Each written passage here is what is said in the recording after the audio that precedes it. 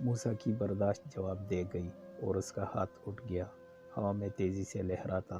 چوڑی ہتھیلی والا ہاتھ کچھ سوچ کر ایک دم سے دوسرے ہاتھ کی مٹھی میں جکڑ لیا۔ آنکھیں ہنوز آگ برسا رہی تھی۔ شدت غم سے غضبناک چہرہ اور تنی رگیں وردہ کو موسیٰ کا نیا اور انوکھا روپ دکھا رہی تھی۔ 2 قدم آگے بڑھ کر وردہ کو دونوں شانوں سے پکڑ کر اپنے مزید قریب کر کے اس کی نفرت بھری آنکھوں میں آنکھیں ڈال لی۔ وردہ، میرے صبر اور حوصلے کو آزما رہی ہو تو سنو۔ رسول اللہ صلی اللہ علیہ وآلہ وسلم نے فرمایا، پہلوان وہ نہیں جو کشتی لڑنے میں غالب آ جائے، بلکہ اصل پہلوان تو وہ ہے جو غصے کی حالت میں اپنے آپ پر قابو پائے۔ رسول اللہ صلی اللہ علیہ وآلہ وسلم نے فرمایا، میں اس شخص کو جنت کے کنارے پر ایک گھر کی ضمانت دیتا ہوں جو حق پر ہونے کے باوجود جھگڑا چھوڑ دے۔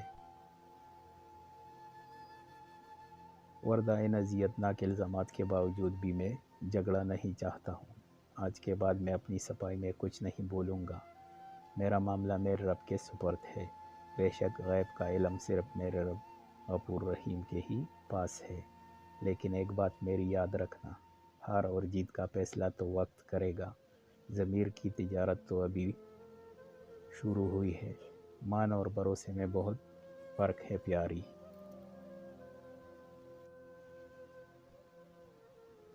مان ٹوٹے تو سمجھو بازی الٹ گئی، اور جب بھروسہ ٹوٹتا ہے تو زندگی داؤ پر لگتی ہے۔ وردہ بالکل ساکت موسیٰ کی آنکھوں میں آنکھیں ڈال کر گم کھڑی تھی۔ زبان تو جیسے تالوں کے ساتھ ہی چپک گئی۔ ہر گزرتا لمحہ موسیٰ کا نیا روپ دکھا رہا تھا۔ وردہ کی طرف سے جواب نہ پا کر چند منٹوں کے انتظار کے بعد موسیٰ نے خود ہی بات کا آغاز کیا۔ اتنا وجیہہ ہوں جو بیگم صاحبہ کی نظروں میں پچھلے 15 منٹوں سے فیضیاب ہو رہا ہوں۔ وردہ نے ایک ہی جھٹکے سے موسیٰ کے ہاتھوں کو جھٹک دیا اور واپس صوفے پر منہ پھلا کر بیٹھ گئی۔ موسیٰ نے لمبی سانس خارج کی اور اپنے لہجے کو نارمل کرتے ہوئے بولا، میں ابھی تو آفس کا تھوڑا کام کرنے لگا ہوں۔ آپ سے پوچھنا تھا، کھانا ہے تو تیار ہو جانا، آج ہم عشائیہ کے لیے باہر جائیں گے۔ چند لمحوں کی خاموشی کے بعد وردہ نے زبان کو جنبش دی، سوال ہی پیدا نہیں ہوتا۔ میرا پیٹ خراب ہو جاتا ہے یہاں باہر کے کھانوں سے، مجھے گھر میں تازہ کھانا بنا کر دو ابھی اور اسی وقت۔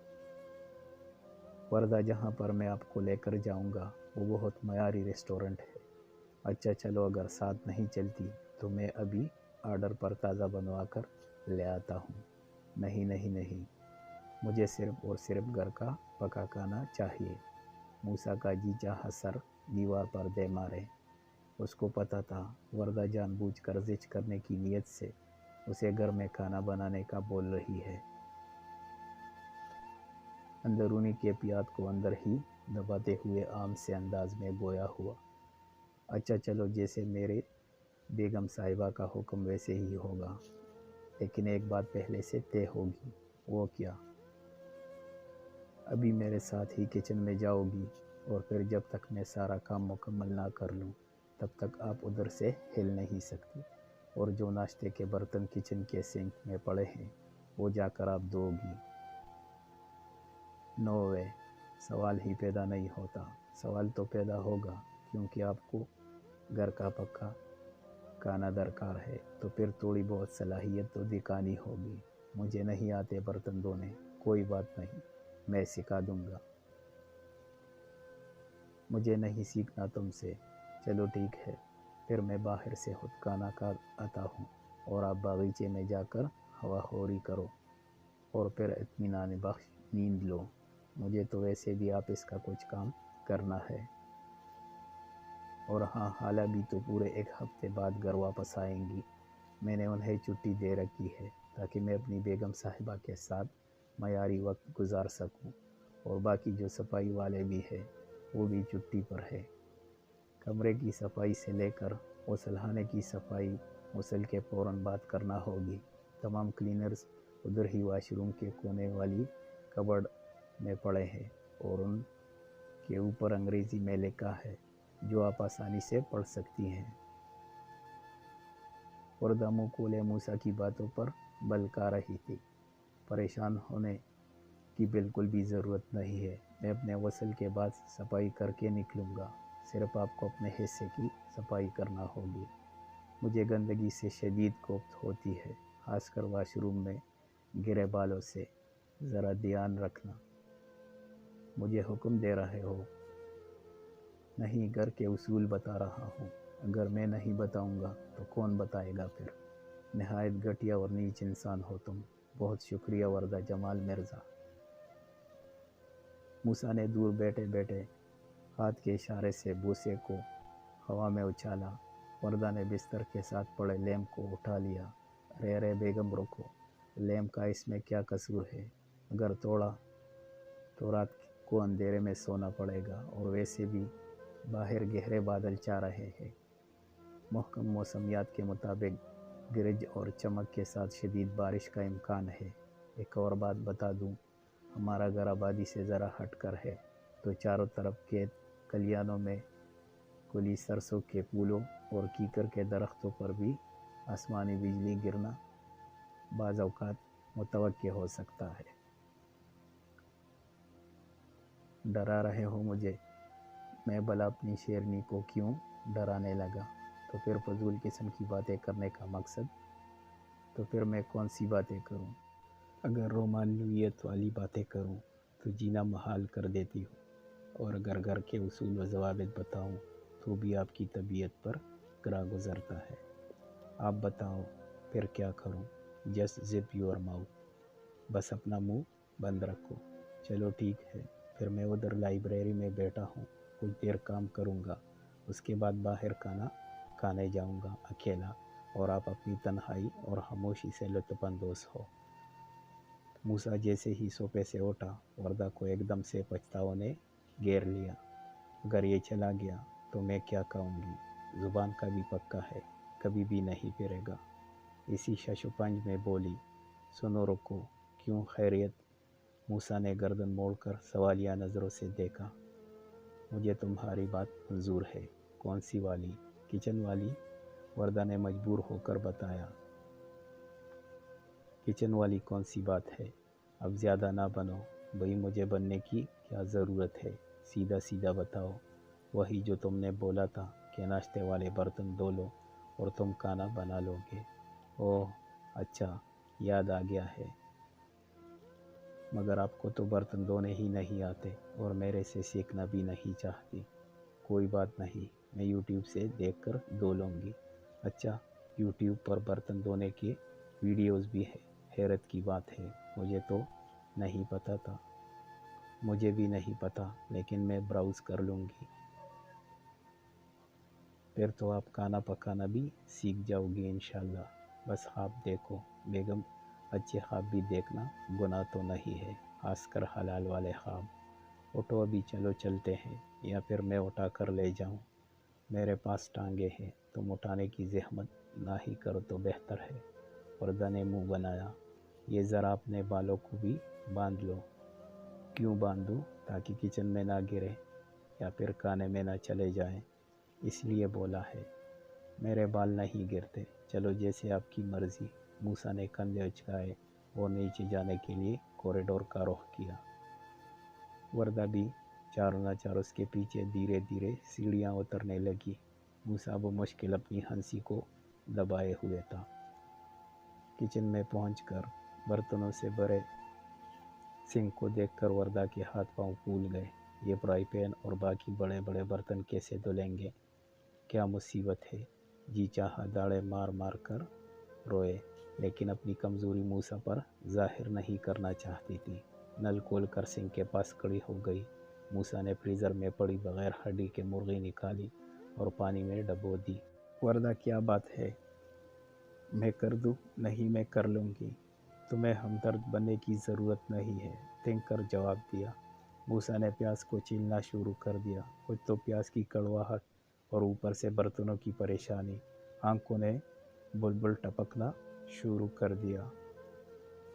موسیٰ نے کچھ دیر انتظار کیا، پھر آگے بڑھ کر سنک کا نل بند کیا اور وردہ کو کندھوں سے پکڑ کر پیشانی پر اپنے خلوص کی مہر ثبت کی اور اٹھا کر اسٹول پر بیٹھا دیا۔ ابھی بالکل بھی نہیں رونا، میں سب کر لوں گا، آپ بس ادھر بیٹھی رہو اور دیکھو۔ شاید بھوک تھی یا کیا وجہ، وردہ بنا کوئی احتجاج کیے خاموشی سے بیٹھ گئی۔ موسیٰ نے اپنے ماہرانہ ہاتھوں کو پھرتی سے چلانا شروع کیا۔ وردہ اس بات سے بالکل بے خبر تھی کہ موسیٰ نے کینیڈا سے واپس پر سب سے پہلے 1 سال کا باورچی کا کورس کیا، کیونکہ باہر کے پکے کھانے اس کے معدے پر بھی گراں گزرتے تھے۔ وہ یہ تمام باتیں وردہ کے گوش گزار کرنا چاہتا تھا، مگر اسے تیور دیکھ کر خاموش ہو جاتا۔ آدھے گھنٹے کے اندر بغیر ہڈی والی مرغی اور 7 ابلے چاول بنا لیے۔ وردہ میں برتن دھو لوں، پھر سلاد بھی بنا لوں گا انشاءاللہ۔ وردہ مکمل خاموشی سے بیٹی اس کی ساری کارروائیوں کو دیکھ رہی تھی۔ موسیٰ نے بھی نہ خاموشی اختیار کیے رکھی۔ اتنی سرعت اور مہارت سے موسیٰ کے ہاتھ چل رہے تھے، جس کو دیکھ کر وردہ سوچ رہی تھی کہ اگر میں ایسے چھری چلاؤں تو ساتھ میں اپنی انگلیاں بھی کاٹ ڈالوں۔ وردہ شاید متاثر ہو رہی تھی، لیکن اپنے رویے سے ظاہر نہیں کرنا چاہتی تھی۔ مغرب کی اذانوں کے ساتھ ہی موسیٰ نے کام سے ہاتھ کھینچ لیا اور بولا، وردہ میں مغرب ادا کر آؤں تو پھر سلاد آ کر بنا لوں گا انشاءاللہ۔ وردہ نے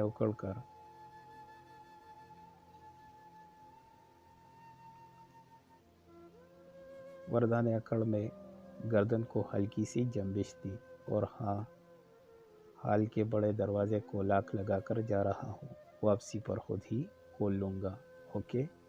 موسیٰ کے گھر سے نکلتے ہی وردہ نے صوفے پر آ کر خوب جی بھر کر دل کی بڑاس نکالی۔ فون کا چارجر وہ ڈیڈ کے سامان میں ہی بھول آئی تھی۔ موسیٰ سے نئے چارجر کی فرمائش پر وہ اپنی توہین محسوس کر رہی تھی۔ سب سے رابطہ منقطع ہو چکا تھا۔ اپنے سارے قریبی دوست احباب جو اس کی رخصتی سے بالکل بے خبر تھے، اچانک پاکستان لا کر ڈیڈ نے ہاتھ جوڑ لیے کہ اب انکار نہیں سننا، میری بات کی لاج رکھنا۔ میں نے کبھی اپنی بیٹی کی کسی فرمائش کو نہیں ٹالا، اب میری بیٹی بھی باپ کی لاج رکھے گی اور کل شام رخصت ہو کر موسیٰ کے ساتھ چلی جائے گی، اور میری واپسی کی فلائٹ رات 2 بجے کی ہے۔ ایک ضروری بزنس میٹنگ میں پہنچنا پڑ گیا ہے، ورنہ میں 1 ہفتہ مزید رک جاتا۔ ڈیڈ، آپ کو کیا پتہ، جو راز مجھے پتہ ہے وہ میں جتنا مرضی کوشش کروں بھول نہیں پاؤں گی ڈیڈ۔ کتنے سالوں سے وہ راز میرے سینے میں دفن ہے ڈیڈ، آپ بالکل بھی برداشت نہ کر پاتے اگر میں آپ کو بتا دیتی۔ وردہ گزرے ایک لمحے کو یاد کر کے ہلکان ہو رہی تھی۔